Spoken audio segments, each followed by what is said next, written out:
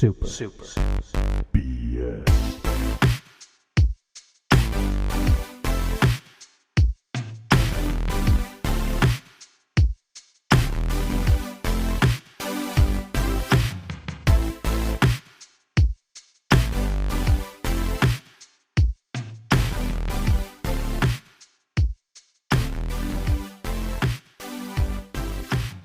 What up, my doodlies? It's Brink here from Super BS, and I'm being joined by whom this evening / morning? Janky Panky. Janky Panky. Great. Even more confusing. I'm sure everybody will love trying to figure out Yeah, this. who Janky Panky is. Yeah, so last time we left you, we had watched the Ubisoft Forward, which was, I don't know. What do you think about it, man? It wasn't super. I mean, they didn't announce anything like new, so it's kind of like they're reiterating what we already knew, with the exception of their mobile games. Yeah. Oh, and everybody was waiting on those, man. They I can't get enough. Super of those. stoked. They're like, hey, guess what? Sam Fisher's back, but not the version he's in you Elite wanted. Squad. Yeah. Everybody wants Elite Squad. Yeah, man. It was definitely whatever, and we talked about that a bit. But what have you been playing, man? So I have been playing. I played Halo Reach. That took me played like an hour a day. Took me about a week to get through. Just another part of my retracing my steps for Halo. And what else I played? Did a little more Disneyland.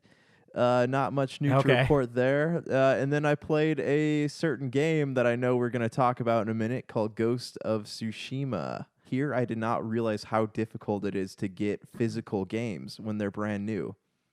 Oh, how so? I don't know. I guess stores don't get shipped as many out here. So, I went to 3 different Walmarts. They didn't have it. Walmart always breaks street dates, by the way. So if you're ever looking to buy something the day before it comes out, go to Walmart. Anyways, but nice. I went to another gaming store, got there probably a good hour after they opened. They only had 1 copy left. So, definitely the atmosphere, not atmosphere, but I mean just the way you buy games is so much different out here because there's not as much of them. Is everybody just expected to use Amazon or? Well, I think it's like digitally, but I mean, I didn't realize there are so many collectors out here, though. There are a lot of people who do like to have physical media, and I just don't think these stores out here get shipped enough to meet the demand. It could also be based on the internet speeds. I don't know what the common internet speeds are where you are in Texas, but depending on if they're in a bad zone. Yeah, they're pretty bad. Yeah. So they probably want to have physical because some of these games, I think supposedly 100 megabyte per second download, which isn't even that insane, but it's semi-decent, and it still takes me quite a bit of time to download stuff from PSN. I think Ghost of Tsushima took at least 4 hours. Yeah, Final Fantasy VII took me about, it was a 5 to 6 hour download for me. Wow. Okay, and that was out there or in California? That was in California, so I mean... Oh, wow. Okay, so it might take even longer, potentially. Yeah, probably longer here. Yeah, man, I've screwed around with some other stuff, but really the only thing that I kind of want to talk about is Ghost of Tsushima. What do you think about it so far? And how far are you in it? Okay, so I just rescued Sensei... Hey, don't say any spoilery thingies, but... No, I mean... How many, hours are you? Oh, okay, I mean, I'm not as far as you. That's why I just did the bow and arrow mission. But I am. I'm 2 hours. I'm 3 hours in. I'd say I've done a lot of. I haven't done a lot of quests, or not quests, but stories. I guess they're called in the game. Okay, tales. I haven't done. Yep. Yeah, I haven't done a lot of those because I've been exploring. I have this. Oh, okay. It's the same thing with when I play an Assassin's Creed game. I have to. All the map is fogged out, and so I have to go and open up all these spots. So I've done a lot of random battles with Mongols just camped out places, and I fought them. I been gathering supplies and stuff like that. But yeah, I'm about 3 hours in. Okay. Yeah, but I love it. It's such a beautiful game. Yeah, man, they did a really good job on style. We're probably both the same amount of playtime. I'm slightly further in the story, if you want to say it. There are 3 once the game opens up, and we'll say there's like an hour of story exposition at the front where the game is very different. Once the game opens up, there's essentially 2 missions that you're given that each introduce you to like a new main mechanic you need, like a new thing. And then there's a third one that you need to like do another upgrade path. So I finished all 3 of those main ones. I think there's definitely more that you can get new abilities and blah, blah, blah. But, you know, the game, and this isn't a spoiler because they show us in a lot of the trailers, but you get a bow and arrow. But at the beginning of the game, you don't have a bow and arrow. You have to do a mission to get that bow and arrow.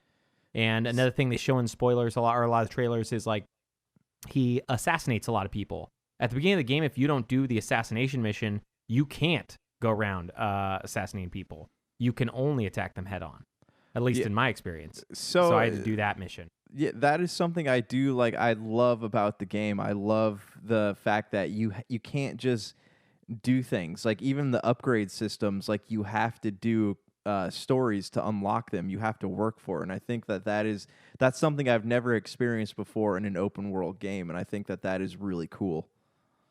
Yeah, I think, you know, a lot of the critiques I've heard, because a lot of it's been podcasts and I've read some as well, have been like, oh, it's a video game, video game, a lot of people say, you know, big open world stuff. And I see that, and a lot of people are like, oh, and they just got, you know, the bandit camps and all stuff. And yeah, they do have that stuff. But I definitely see some of like Legend of Zelda Breath of the Wild where like there's not a ton of HUD. You know, there can be health and your, I think it's called resolve when you get into combat, but that's not on your screen unless you're in combat. You know, there's not really a marker on the screen unless you swipe up on the touchpad or whatever. And you're just supposed to follow the wind to your next objectives. I didn't see any tower climbing. I don't know if that exists to like unlock the map. That? Like, I know I do. That's like normally the first thing I do in these style games though is always the tower first because then you find all the stuff. But I didn't see that. Like I don't think it's as simple as a lot of people said it. And honestly, I really am digging the combat. What do you think about it? So this is where I've spoken to a few people who have played it, and their big critique of the game is the fact that you can't just go in and you die really easy. And it's not, you can't just go in. So you have to realize like this is not your typical hack and slash game. You can't play this the same way you'd play like Devil May Cry. You know, you have to actually be strategic while you're fighting, and that means you have to do the counter. You have to be able to know when to dodge something.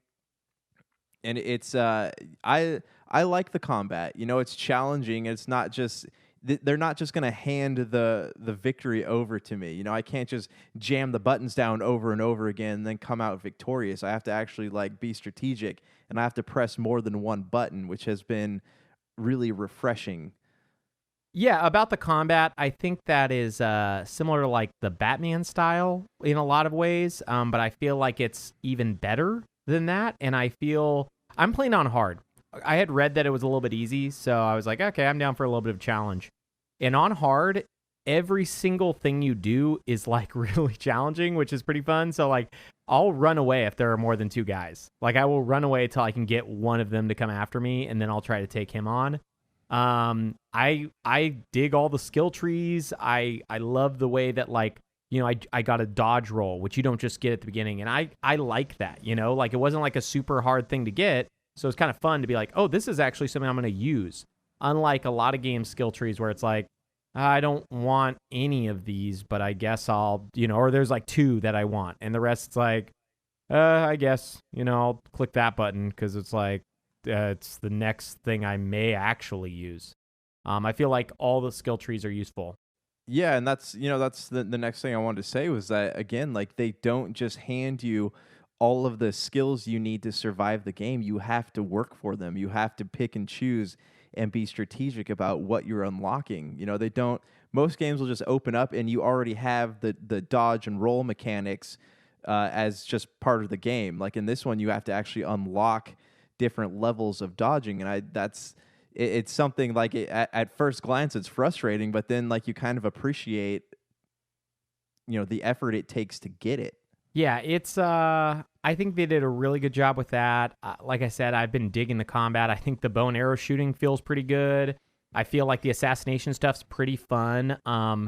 Like, I haven't found anything I really dislike. Obviously, we're both really early on, and from what I've gathered, the game to finish it like fully, it's like 50 hours. To finish just the story, it's like 30-ish hours. So it's like not a short game. So I don't know if it will hold itself for that long.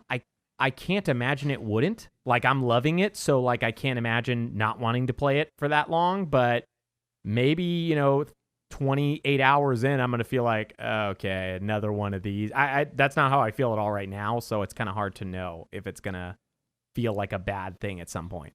Yeah, so on that note, the one thing that I'm having a hard time with this game is the fact, and this is just me and the way that I play games, so it's not anything against the game. It's the fact that, like, when you play this game, you really have to immerse yourself in the world and in the story. Like, you have to devote time to really like feel a pull towards it. So it's not something with like Final Fantasy VII, the remake. This might just be because I'm so familiar with the characters, but I could go like a few days without playing and not feel detached from the world at all. Like with this one, you have to play it consecutively. It's not something that you can like play other games in between, because it'll kind of pull you out and make you feel unmotivated to play. So I've been trying to play this one, at least an hour or two a day.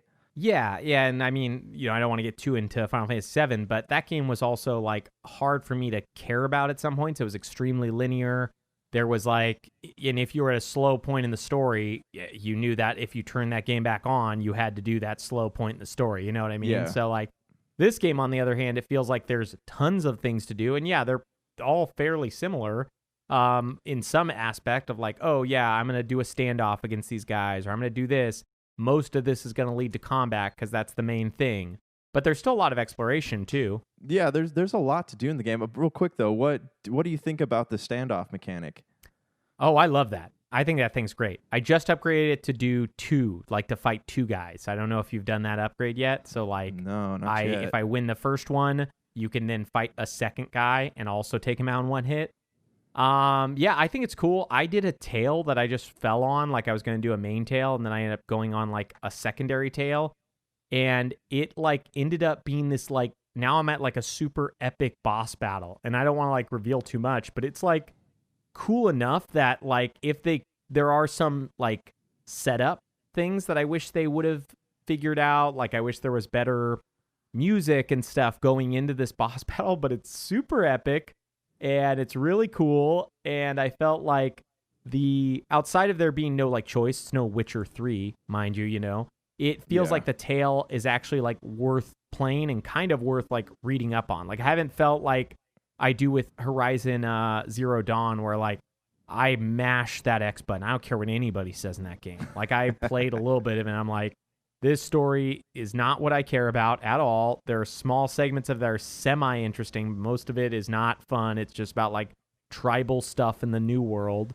And like all I like doing in that game is rolling around and and doing check marks, check marks and boxes and stuff. And like, oh, I go here now, and then I unlock this, and then I unlock this.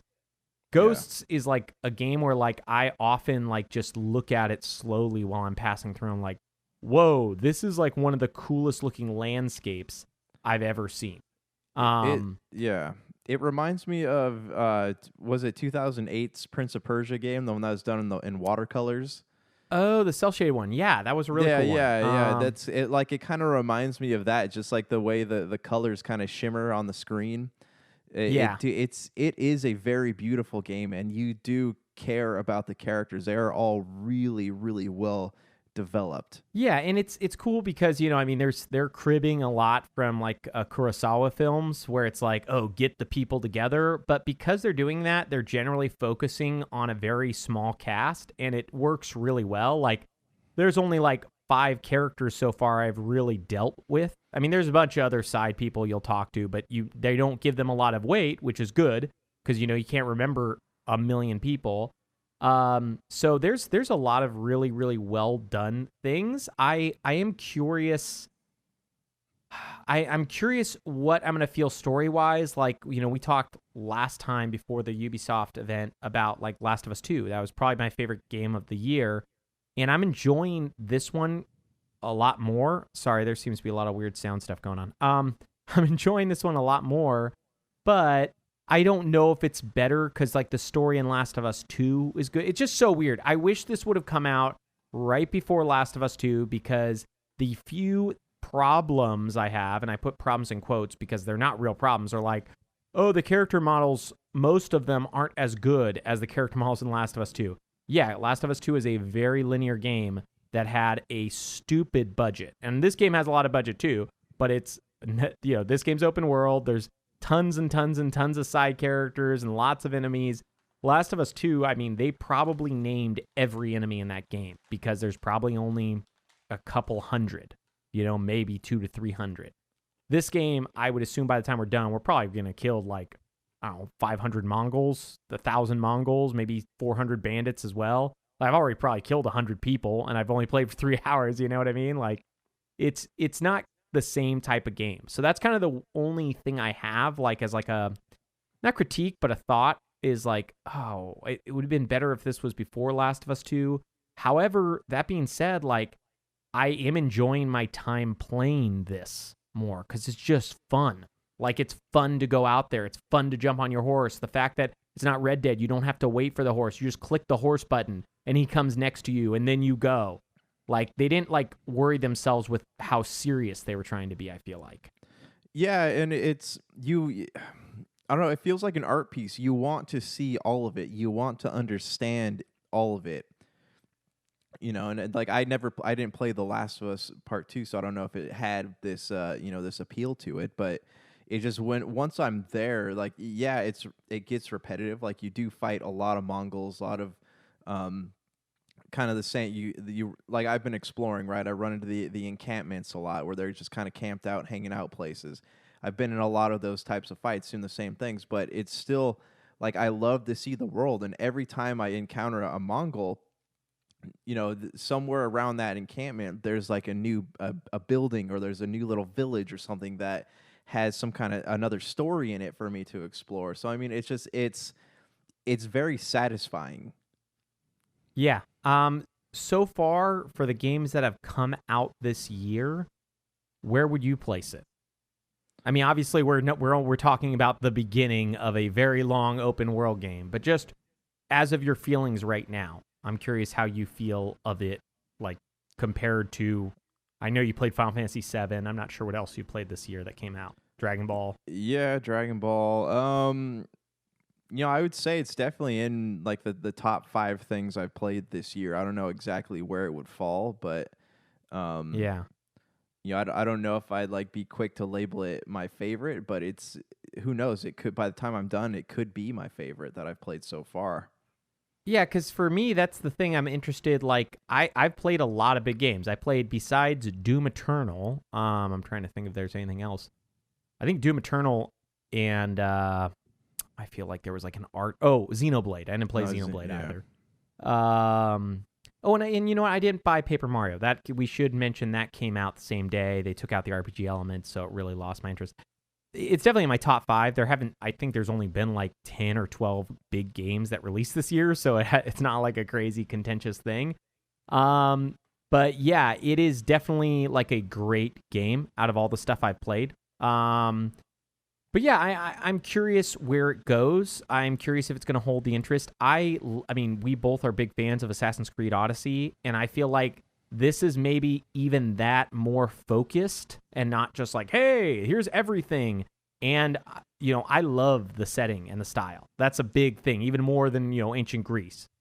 Yeah, the story is, I don't know, when comparing it to Assassin's Creed, right? The story is more focused. You don't have all these other elements happening in the background. You just have the protagonist and what he's trying to do. Obviously the fate of the island, Japan, is the big story here, but you have your main character and what he's doing, and you don't have to worry about the animus, what's happening in the real world, what's happening with the first civilization. It feels focused, and it feels like something I can latch onto that because it doesn't give me anxiety trying to follow everything. Yeah, I think playing this, that was a huge thing that I noticed right off the bat, is that just not having to deal with stuff like the Animus and all of the other problems that I find with Assassin's Creed, and just having a story set in, this place is just so much more enjoyable for me. Like, I was always not a fan of the Animus from day one when Assassin's Creed 1, when I found out that twist. Oh, I a lot of people were did like not that. like yeah. it. They didn't talk about that at all in any of the trailers. No, they didn't. They wanted to be this cool twist, right? And I thought that twist was the worst part of the game. Like, I still love what Assassin's Creed does, and I did grow to like, I think his name was Desmond, the guy who was in the Animus. Yeah. I grew to like him a lot more in the second and following games that came after that, before they ended up ending that storyline in 3, which I didn't care enough to finish. But like this game, I don't have to worry about that baggage. There's no like, oh, here's a cell phone noise in the game because you're actually in the real world, but you're playing as an ancestor to like, that's something that I love about this, right? Like, if Assassin's Creed Valhalla was like, hey, we're done with this stupid Animus stuff, and you're just playing a Viking story from beginning to the end, and there's nothing you need to worry about.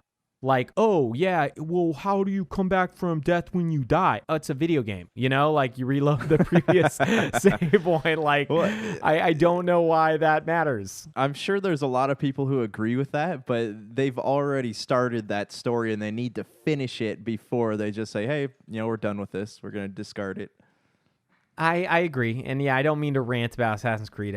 This was a big thing about Ghosts that I immediately liked. I'm like, oh, here is this story in here. It's going to be told from beginning to the end, and I don't need to worry about, like, midway through there being something where, like, hopefully, this doesn't happen, I didn't read about it anywhere, where robots show up, and then it's like, oh, it's actually a robot story, and it's not about the things you think. It's a Westworld theme park. Yeah, like, for me, I get it. Like, everybody wants, like, a really heady concept where it's like, oh, but what you don't get is this.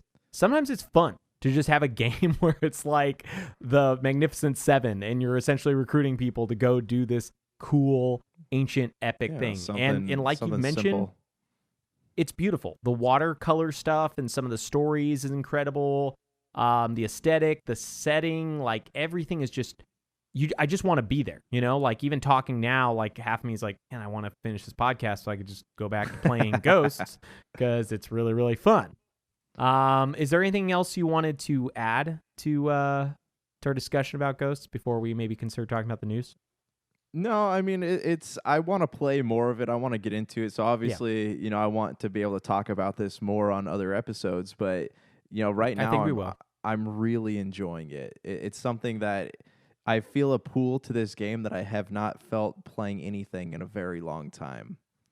Yeah, I mean, the only thing I could think of that might take yours and my focus away from it is supposedly the rumored way that Microsoft is doing their announcements this Thursday, Friday, where I think it's either this weekend or whatever, they're going to release 60 demos based on E3 things, so that we might be checking those things out. But yeah, I mean, we'll see. But yeah, otherwise, I don't even know of any games that come out till October. So this is going to be probably what I play through most of August and then some of September. So yeah, man, I'm crazy excited though. Last of Us Part 2 was incredible. I couldn't wait to finish the story, but this is a game I just want to play. And not that Last of Us 2 wasn't fun, but this is just all fun. Yeah, and it's nice too because like it's The Last of Us 2, from what I understand, like it's a super heavy narrative. Like this is pretty straightforward, This is like your typical black and white action film, except it's obviously not black and white. It's just you can play it in black and white, the Kurosawa mode. Can you? Yeah. Oh, you didn't know that? Okay, yeah, the Kurosawa mode. And the only reason why I wanted to actually play it originally with Japanese dialogue and then English subtitles, but they did do the lip sync to the English, which was kind of frustrating. So I was like, whatever, I'll just play in English. Well, it's an American studio, but, yeah. Yeah, I get that. I just feel like they did from what I've read, Japan, the country of Japan, they are applauding this game for its like the way that they set up everything. They think it's really well done. So I think if they would have done the lip sync to like Japanese audio, then it would have maybe been more realistic when you're trying to do that Kurosawa comparison, where it's like those were Japanese films. If they had English dubs, the lips were moving to Japanese. You know what I mean? Like, it's not a big complaint. It's just something I would have liked because it would have been, I think, an extra level of polish. But not a make it or break it, or it wouldn't even change the discussion of whether it's my favorite game of the year based on that. Yeah. It's just like something neat, I think. Super BS. Yeah, man. About the news, there was a Nintendo Mini Direct. Not exactly what we've been talking about, but it was something. It's only for Nintendo third-party partners. It was 8 minutes. Before we get into it, what did you watched it, right? Right. What did you think of the Mini Direct? Before we start going through, and we'll go through each of the titles because there's only, I think, four or five titles total. It was this is the type of like direct or conference, whatever you want to call it. Like this is the type I enjoy. It's not overdone with talking. You know, there's not a lot of like big game devs sitting there talking about what they're doing. It's just trailer. Like I get the most out of seeing trailers, you know, and it's fine to put some narrative on them, but I did like this. Like it was quick. They did not announce things really that too many things that I'm interested in, but I did enjoy it. I did think that it was very well done. Yeah, so we both watched the US version. They had a few different games on the Japanese Mini Direct, and honestly, the Japanese Mini Direct was way more interesting for me than the US Mini Direct, but it started off with the Cadence of Hyrule DLC. I think we talked about that game on old Super BS. I think that game is 2 years old at this point. It's done by the Crypt of the Necrodancer team. Yeah, and I love that game. That game's incredible. I don't even think it made my top 5 for the year, but it was just like the music, everything about it was just a blast. It was DLC. You know, they're going to sell a season pass. It was paid. That's fine. Like this is like the first thing they've talked about since like March, and there are no Nintendo first-party games, and there's not really many games announced coming out for the Switch that aren't indies. So I was kind of hoping for a bigger leadoff than DLC for a 2-year-old game. A lot of it just being either playable characters or new music, which are both neat, but they're not. I don't know. I didn't think it was that. Whoa! I didn't think it was mind blowing or anything. I thought it was like, okay, this is cool. I'm glad that's happening. Do you have any thoughts of that before we talk about the second one? Yeah, no, I mean They announced like 3 different things to download though, right? It's a music pack, a new character, and a new story. But, the new story, they already gave away a free one of those. It's kind of not that those aren't important, but I haven't played them. I have a really weird relationship with DLC in that I actually rarely do play it. I know there's some good stuff out there. It always feels to me like a B-side. 90% of the time it feels like B-sides that they're releasing. Yeah. Right, yeah. I know we talked about this a couple episodes ago, like with the Alan Wake stuff. But yeah, just the the Cadence of Hyrule, it could have been something. It didn't really feel like it needed to be a part of the Nintendo Direct, but I didn't mind it.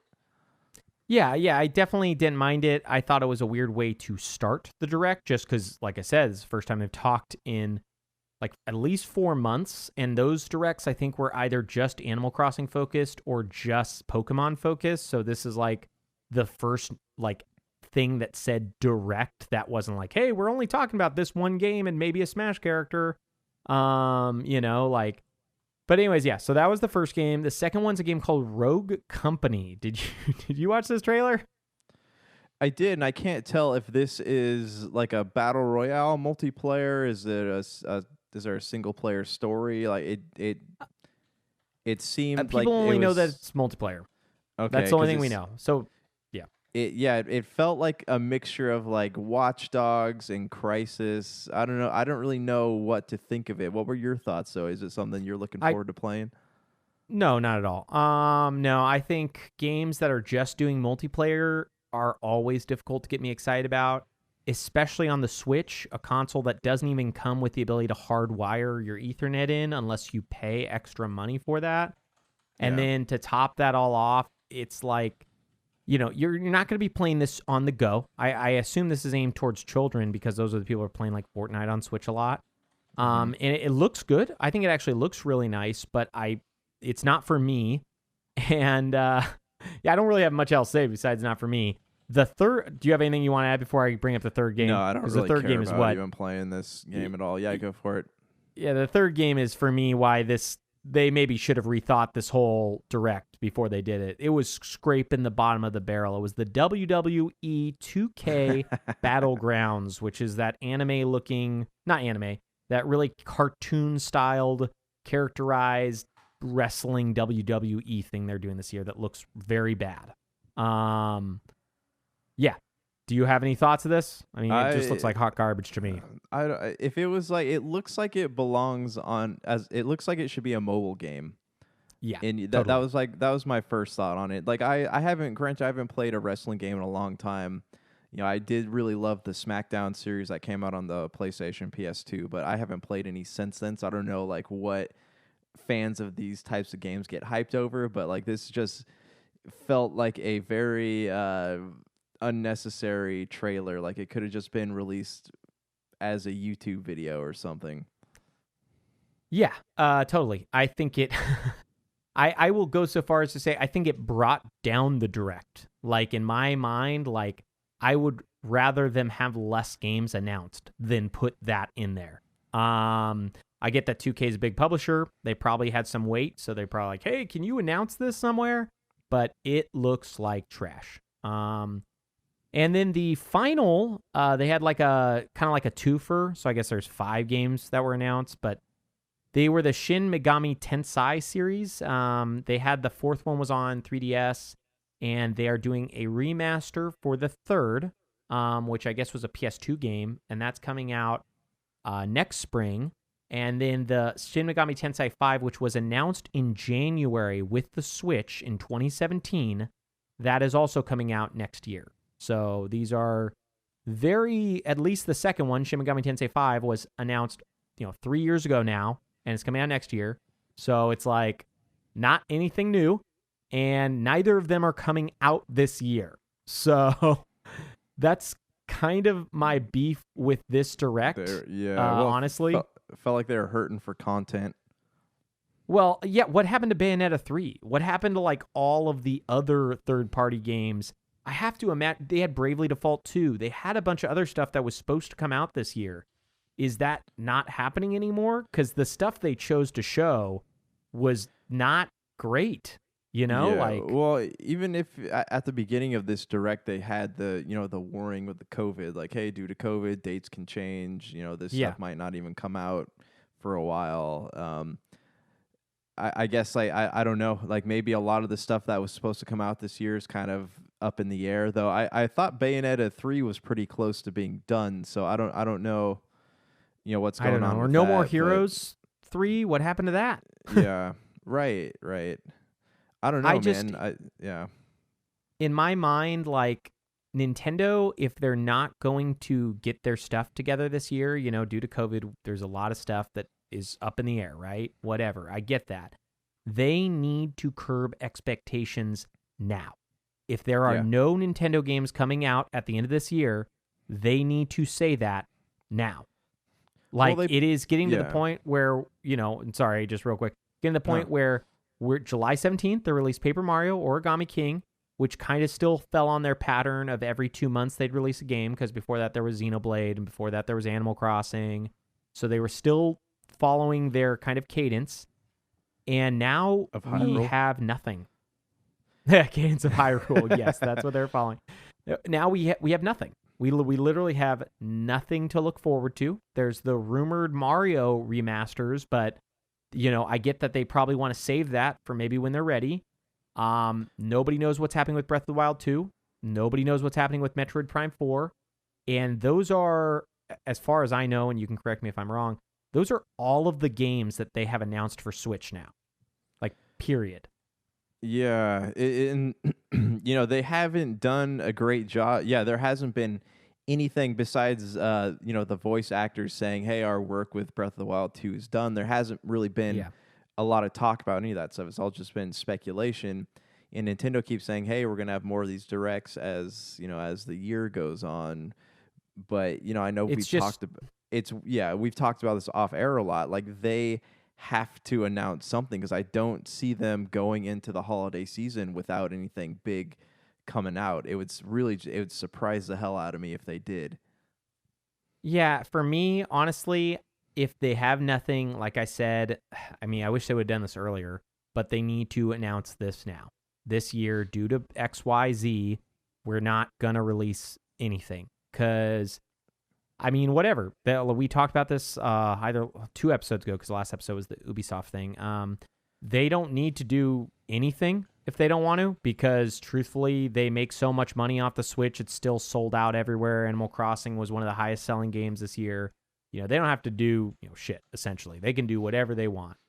But if they want to keep people not thinking this is the next Wii or Wii U, where they had just crazy long gaps between releases, then they really need to start figuring stuff out. But I don't know, man. I really don't know what they're gonna do. I feel like they've been radio silent for a very long time, and with the new Xbox and the new PlayStation, I guess they could do whatever they want and they'll still sell stuff. But I totally remember this feeling with the Wii, where like I had a system that at some point I liked. I bought Super Mario Galaxy. I had the Zelda Twilight Princess. I really enjoyed what I was playing, and then I never turned it on for 3 or 4 years, and I got rid of it because it was garbage and I just didn't touch it. Right. They didn't release stuff. Yeah, I mean, I'm hopeful that won't be what's going on with the Switch. I'm hoping that they're not just riding their laurels right now. He's saying, "Oh, hey, everyone wants a Switch right now. They're sold out everywhere. Good for us." But I'm really hoping they don't do that, and I'm hoping for something big. But even if they don't have some kind of big first party game coming out, like there are plenty of things. The Super Mario games could be great. Just put out remasters, or even give us port some content. Like do something. Don't become if you become a non-contender during the holiday season, it could very well end up the way that you're thinking it might.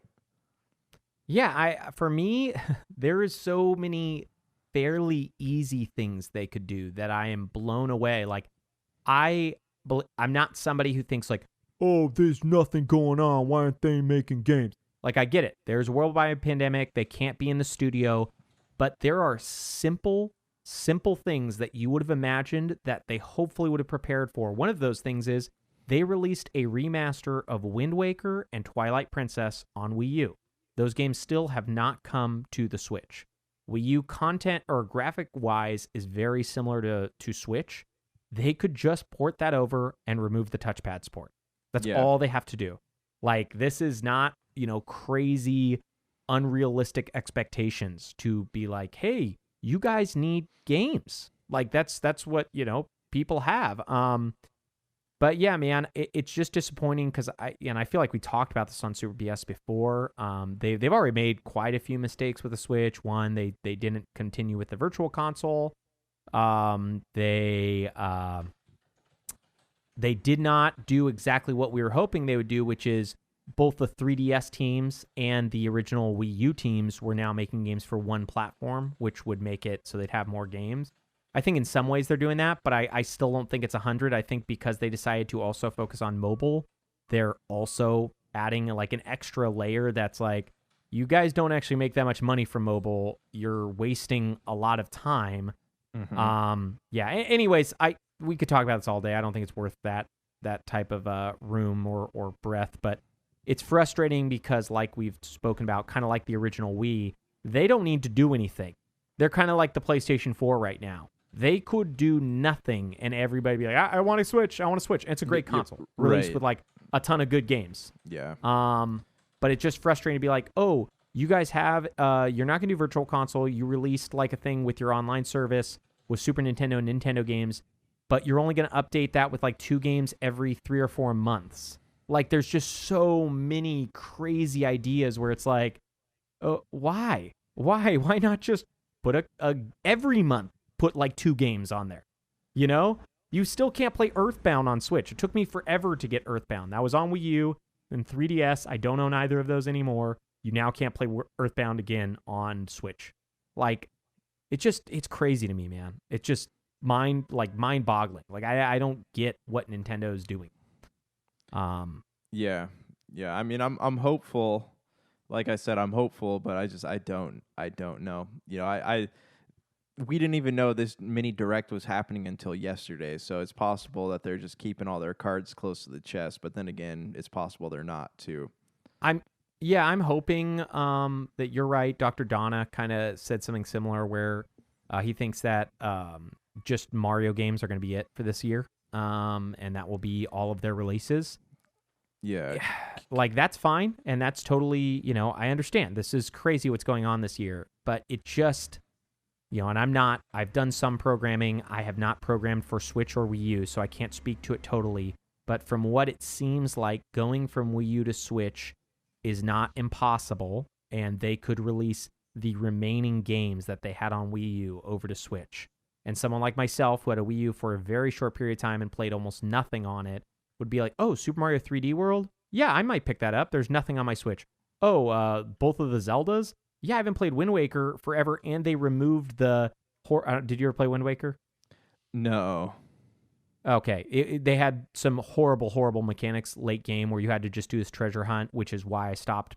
I didn't finish it, is because it's like you needed to go and collect rupees for like forever to do the last thing.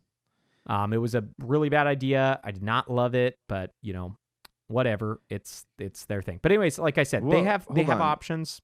Yeah. Can we talk about, you know, before we move on from the direct, can we talk about the trailer we were discussing earlier that they didn't show for, or that the American version didn't show for Sakuna of Rice and Ruin? So I got to play I watched that clip.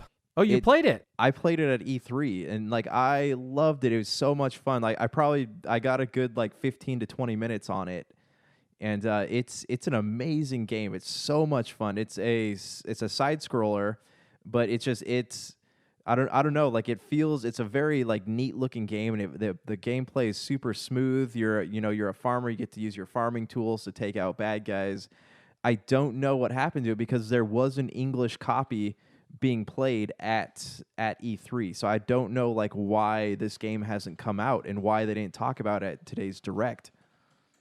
Yeah, that was a strange thing. So they did talk about it in the direct, but only in the Japanese direct, which made no sense. Yeah. I think they've talked about it before, like 2 years ago, because they used to do directs a lot more frequently.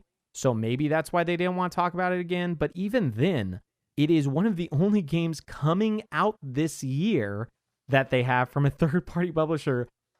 It looks beautiful. It looks gorgeous. Like, I'm really excited to play it. Why would they not focus on that? Like, it's Shin Megami Tensei, yes, that's really cool. Looks great. I'm sure it will be a blast. It's not coming out till next year. You know, like, this is coming out this year. Let's focus on stuff that people can play at some point before, like, you know, everybody who's thinking the world's going to end this year, so they're not even going to get play Shin Megami Tensei next year. You know what I mean? Like, right, yeah. It's insane to me. Yeah, believe me, I have no clue why they did that. I watched some of the trailer. I didn't watch a ton because I didn't think it was coming out over here. And then you and Dr. Donna were mentioning, you said you played it, and Dr. Donna said it came out this year. I'm like, it looked really cool. Kind of looks like a Metroidvania mixed with an RPG. Is that kind of correct? Yeah. It's a, like I said, you know, it's a side scroller, but it has 3D elements to it. You know what it reminds me of then? Did you ever play Dust in Elysian Tale? Was that weird Fox game on 360? Oh, where, I remember that. Yeah. It kind of reminds me of a mix between that and the guys who make Dragon's Crown, which was this PS3 game. They made this game called Muramasa. That's it. Muramasa the Demon Blade. And I had that on my Vita. And that game is similar. It's an RPG, side scroller, a little bit of like exploration elements to it. Like for me, I get a kick out of those things. Those are great games. So I'm really excited for that. But why they didn't put in the US Direct, why they put WWE 2K there and a third-person shooter, I can kind of get Rogue Company, the third-person shooter by the guys who made Smite. Like, I get that idea because they're like, oh, America, they love their shooters. But, like, why WWE 2K? Do they really think that many people are excited for it? Nobody seems to have bought the WWE 2K17 or 18 or whatever one was on Switch because that game sold like crap. So the next year they didn't even release the next one on Switch. And instead they're going to put 2K Battlegrounds, which looks even worse somehow, in their only news from this entire summer. Yeah. It's mind-boggling, dude. Was there, sorry, I'm like frustrated. Like I love the Switch. We've talked about this endlessly on this podcast. It is probably my favorite console, just flat out, period, straight up. Like it is super well made. The Pro controller is based off the Xbox style controllers. It's incredible. Legend of Zelda Breath of the Wild is one of my favorite games ever made. It has like the ability to be the greatest console historically by just releasing some more Super Nintendo games and doing some other stuff, like where you could have like Chrono Trigger and all these other things. And then it just has like these pitfalls, which, the first 2 years it didn't have at all. And even the third year it wasn't super, or I guess we're technically kind of in year 4 because it came out 2017. But the first 2 to 3 years it was doing pretty good. And now this year, man, it's bad. Yeah, no, I hear you. And, maybe, like you said, maybe this has something to do with the pandemic, but also, look at Sony and Microsoft. They're still doing what they can to remain active during this time. And that's just not something that we're seeing out of Nintendo, at least not to the same extent. Yeah, man. We'll find out what happens through the end of this year. I actually didn't find that many other interesting news stories this week. Did you? Xbox Live being discontinued. I'm curious what kind of service they're going to put in place of that.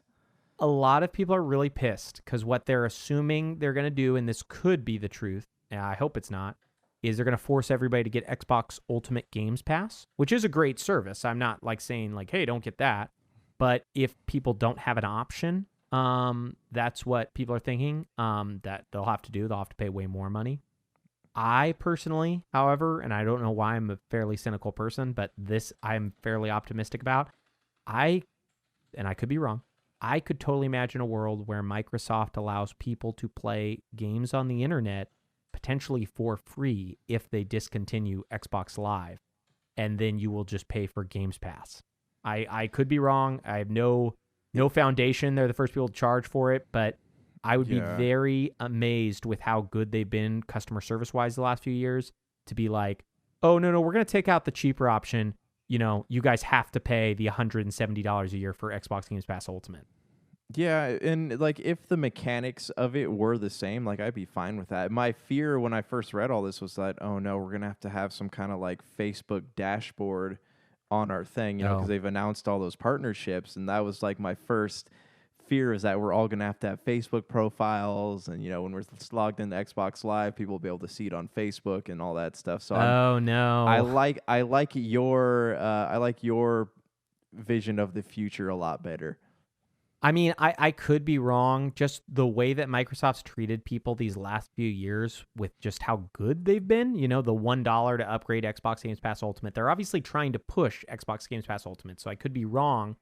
But I also don't see them as being the company who's like, oh, there's a much cheaper option. We're taking that out. You only have one really expensive option. So, yeah man, I mean, I could totally be wrong. They could be doing that. They could be like, hey, Xbox Live isn't worth it. $60 a year is not worth it for us. Pay us more money. But I would be amazed if right now, when launching a new console, they're going to try to do something that could hurt them at all. Like, I just don't see it happening. Yeah. And I don't know. I mean, I'm hopeful. I would love to just have it all bundled into like the Games Pass service. Like that would be cool too. But again, like this is interesting to me because I have for the first time, like I have no idea what to expect. Like, is this a complete service overhaul? Like, is this a completely new platform we're getting, or is it just they're going to combine two things that already exist? I don't know. So they did mention they only plan on talking about first party games next Thursday, but I'm curious if they're going to bring this up. Like very curious if they're going to talk about this. I know they didn't say they would. I know they said they would not do that stuff. But I'm just curious because if they don't talk about this stuff and they do discontinue Xbox Live and they only offer Games Pass Ultimate and keep things the way they are now, I mean, there's obviously a lot of Xbox haters anyways, but they've had very room to hate on them outside of not having first-party games. These were the first comments I've seen in a long time where, like, I get people's frustration, you know, especially with the way the world is right now and jobs and the economy and all the other issues. If you're taking away the option for people to pay $60 a year to play Call of Duty or whatever they're going to play, the one game they buy, it's going to make a lot of people angry. And I just don't see Microsoft being like, hey, let's screw over a bunch of people right now. Yeah, no, I don't see them doing pay $180. Yeah. I could imagine them lowering the price of Xbox Games Pass Ultimate to like maybe $80 a year or $100 a year, and it doing both, you know, instead of $180, or $170 or whatever it is right now. Just too high for them to just keep that as the only option. Yeah, I don't know, man. Like, I think that even like $80 is too high. It's just if you're gonna combine the two services, like, do it $50, $60 a month. Like, keep it around the range of what it originally cost. You know, You mean $50 or $60 a year, right? a year. Yeah, sorry. Yeah. Oh, yeah, no worries. But the only problem with that I see is Xbox Games Pass is a crazy good deal. That's why I think $80 a year, if it's coming with both Xbox Live and Games Pass for PC and Xbox, that's a crazy deal. Okay, yeah. That's what I forgot mean. The PC part, because I'm only paying for my Games Pass on Xbox. I think I'm doing like $10 a month, something around there. Yeah. So if you want to stop, say you pay for Xbox Live as well, Yeah. right? Do you? Yeah. So if you want to stop doing that, all you do is pay $5 more, and that gives you both the Xbox Games Pass for PC, Xbox, and Xbox Live. So, like, that's why I'm saying it's not a bad deal, but just when you look at that as a one-time year thing, that's why I think they may actually try to move away from this, because those buy the whole year up front things aren't as good as like the Netflix model. Like, nobody thinks about Netflix as costing $130, but it does. It costs more. It costs like $150 a year for Netflix. Nobody ever thinks about it costing $150 a year, because we pay what, $12 a month, right? Yeah, or $13 a month or whatever. We're looking at it as a monthly subscription, so you're not thinking in terms like that. So I think Microsoft wants to do the same thing. Right now, people are paying, you know, whatever, $1. Like, they would much rather have people's $15 a month, you know, which is way more than $60 a year, which is what those people are paying right now, you know, who just want Xbox Live. But yeah, man, beyond that, you have any other news that you want to talk about? I know we got a big episode coming real soon whenever we do the Xbox conference.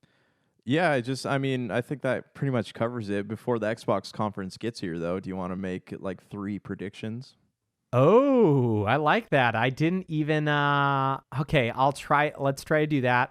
I'm going to try to stay away from my original prediction, which is Fable, Halo, and Forza will be the 3 launch titles, or the 3 launch window titles. Okay. My predictions, 3 of them. So one of them I'm going to make is not a good one. That crappy Battletoads looking thing, that will either be released on the announcement day, this Thursday night, or for the launch of the next console. Do you know which one I'm talking about? The 2D Battletoads? Yeah. Okay, so now you have to do one, because I need a second to think. Okay, I'm predicting in early October, first half of October release date for the Xbox Series X. Really? Okay.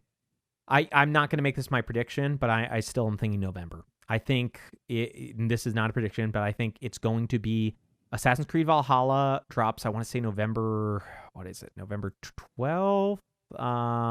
Sorry, just trying to check. Good, so, man. Yeah, I think it drops November 17th, and Cyberpunk 2077 drops November 19th. So honestly, not a prediction, but I think it's going to come that week. What's leading me to this is Halo games have historically dropped in the first part of October. What about Halo 3? I could have swore that was November. That was an October game? I thought it was like October 12th or 13th, somewhere around there. It was September 25th. Wow, okay. I was way wrong. I just remember being in school, so I guess it was a lot earlier than I thought. Okay, so for a prediction, I am going to predict that Microsoft will announce the new Perfect Dark game this Thursday. Ooh. By, what is that? The Coalition. Their quadruple A studio. That's a good one. Okay, what do you think? Is number 2. Number 2, I think that. Hey, well, I mean, they've already announced that. So I think that they are going to have a Forza title for a launch title, and that's just me. That's playing the it easy safe. one. Yeah, that's why I didn't do my 3 that I think are safe. I think it's gonna be Fable, Halo Infinite, and Forza. If you want to change that one, I'll give you a chance later, but you can keep that. I think for my final prediction, and man, I had this like a week ago. I was thinking about it and it made a lot of sense. I think, well, they've already announced that xCloud is going to be part of Xbox Games Pass Ultimate, and that's going to launch in October. I think that the Xbox Series X is going to cost $450. Oh, dang. Okay. It's a very, I'm not positive of that one, but that's like a very optimistic prediction in their way to kind of beat Sony. I was thinking it would be somewhere in the neighborhood of $400 to $500. Okay, what do you want to make for your third prediction though? So we're gonna have Gears of War is gonna have some kind of presence at this. Oh yeah, of course. I don't know, like. I think Gears Tactics is going to be the thing. They never finished that game. Like, they never told us when it's coming out. Yeah. Oh, so didn't it drop on PC in April. Okay. But they've never talked about the console release. I mean, this isn't a prediction of mine, but this is just like a educated guess. I think that will come to console around launch as well. But that's not going to be a big title. You know, that's just going to be like a, hey, here's this thing. Because I don't know if you followed the XCOM games, but XCOM 2 ran like crap on Xbox One, even on Xbox One X. So I think and this looks like it's even harder to run. So my guess is they just don't want to deal with it. So it's going to come out. I want to change my Forza prediction. I think that Hellblade 2 will be a launch title. Whoa! Okay, now we're getting to Dream 3 wish lists. I like this. Yeah, getting controversial here. I don't see that happening. But that'll be cool. Okay, do you have anything else you want to predict? I've run out of things. For me, it's the Battletoad, the pricing, and it's just I feel like we know what we're gonna get from Microsoft. We're gonna get like the usual Halos and Gears of War. I'm holding like a small piece of me is holding out hope that there will be an Alan Wake announcement, but I don't think that's gonna happen. What do you think, real quick though, about the Marvels rumor? There's a rumor that I forgot what company. One of the companies is going to do a Marvel game exclusive for Xbox, kind of like how Spider-Man was exclusive for PlayStation. Some people have said it's a Guardians of the Galaxy game. A lot of people aren't sure. But what do you think about that? I haven't actually heard anything about that, but that would be interesting because, you know, especially with Square's Avengers game coming out, you know, I don't know what that would look like. Do you think we're going to hear anything about the WB acquisition?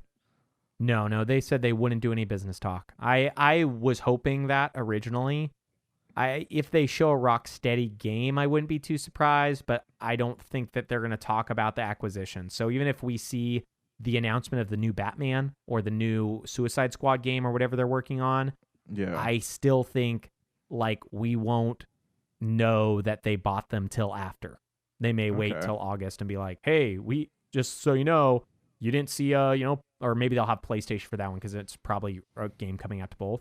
But we also bought them after we saw what they were working on. And then that's when all bets are off, man. Nobody knows if they're going to play ball like they did with Minecraft and just give it to everybody because it was already multi-platform, or if they're going to like hold their cards to their chest. But regardless, I think this Thursday is going to be super exciting. Like, I can't wait. I would say that we would talk over it, but I think just for the sake of audio quality, we'll probably do like a reaction as fast as we can after. So either the same day or the next day. Yeah, sounds good. Okay, my doodly. Well, I will talk to you another time this week. This will be a strange week for, if you're listening to this episode, there will probably be another episode, like a bonus coming out this week, later for the Microsoft thing, either this weekend or late this week. So, talk to y'all later. Late. Oh, yeah.